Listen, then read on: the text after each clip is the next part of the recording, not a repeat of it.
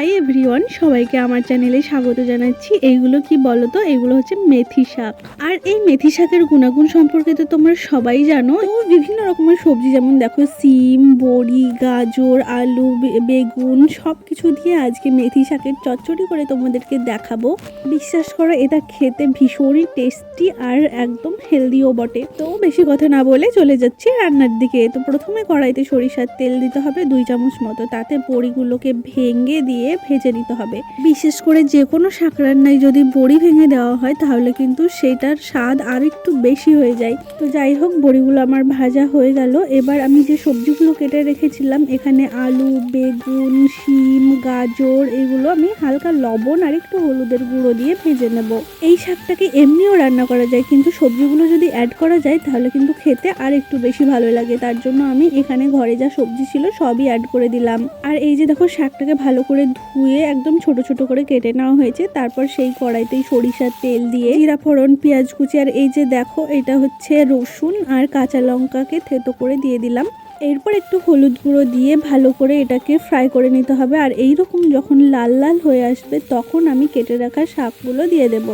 এইবার 2-1 বার নাড়িয়ে চাড়িয়ে নিয়ে এতে দিয়ে দিতে হবে লবণ।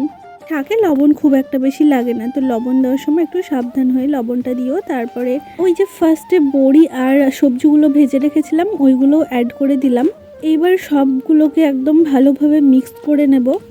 আর হ্যাঁ, যারা আমার চ্যানেলটিকে এখনও সাবস্ক্রাইব করোনি তারা অবশ্যই চ্যানেলটিকে সাবস্ক্রাইব করো। যারা ফেসবুক থেকে দেখছো পেজটিকে অবশ্যই ফলো করে দিও। দেখো, এইটাকে ঢাকা দিয়ে রান্না করতে হবে। ঢাকা দিলে কিন্তু অটোমেটিক এটা জল ছাড়বে, এখানে এক্সট্রা কোনো জল দেওয়ার প্রয়োজনই নেই। ঢাকা দিয়ে দিয়ে ভালো করে রান্না করে নিলেই এটা কিন্তু রেডি হয়ে যাবে। দেখো, পুরো জলটা এখানে শোক করে নিয়েছে। এবার আমি আর একটু ভালো করে নাড়িয়ে চাড়িয়ে তোমাদেরকে দেখিয়ে দিচ্ছি। ব্যাস, রান্না আমার হয়ে গেছে, আর কোনো এক্সট্রা মশলার দরকার নেই। এই মেথি শাক ভাত, রুটি সব কিছুর সাথে বেশ ভালো লাগে খেতে। তো বাড়িতে একবার বানিয়ে দেখবে। আর এই মেথি শাকের উপকারিতা সম্পর্কে তো তোমরা জানোই, এই শীতে ইমিউনিটি বাড়াতে কিন্তু ভীষণই উপকারী। তাছাড়া ডায়াবেটিস রোগীদের জন্য এই মেথি শাক ভীষণই ভালো। এছাড়া কোলেস্টেরল নিয়ন্ত্রণ করে এবং কোষ্ঠকাঠিন্য যাদের প্রবলেম আছে সেটাও কিন্তু দূর করতে সাহায্য করে এই মেথি শাক।